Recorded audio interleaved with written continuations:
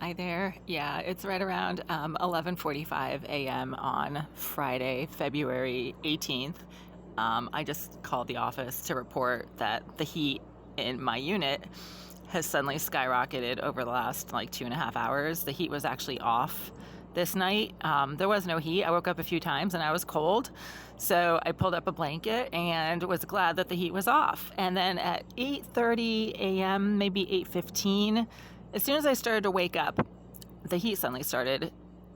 Somebody turned it on and it started getting really hot. And the window is open 10 inches. The shade is down, but the window behind it is open a bit higher than the shade. So yeah, it's been open about 8 to 10 inches for the last few hours. And I've got the AC going as usual. So it's at 60 degrees right now and it's going. And there's no reason for it to be over 85 degrees in here right now. It's 65 degrees outside. But in the last like 5 minutes, since I just called the office a second time, somebody has turned down the heat and all of a sudden the baseboards are getting cooler.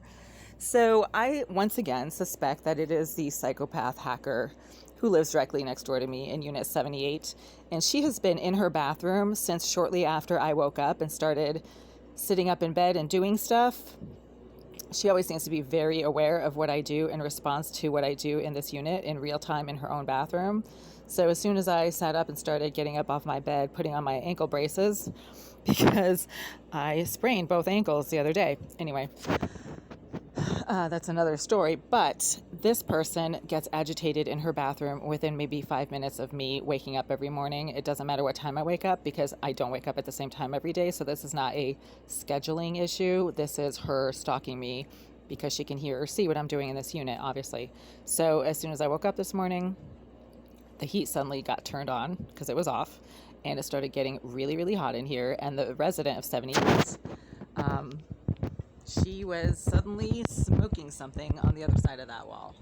And the smoke, whatever it was that she was smoking, I couldn't identify it. Cigars, marijuana, cigarettes, crack, maybe a combination of all those, started immediately coming through that wall. I went into the hallway and the smell was not coming from the hallway.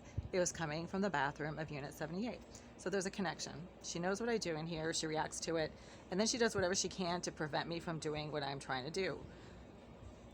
And that's the case. That's what she does. She never leaves her unit. She's always in there. There's always smoke and odors coming through that wall. The smoke and odors are not coming from the hallway.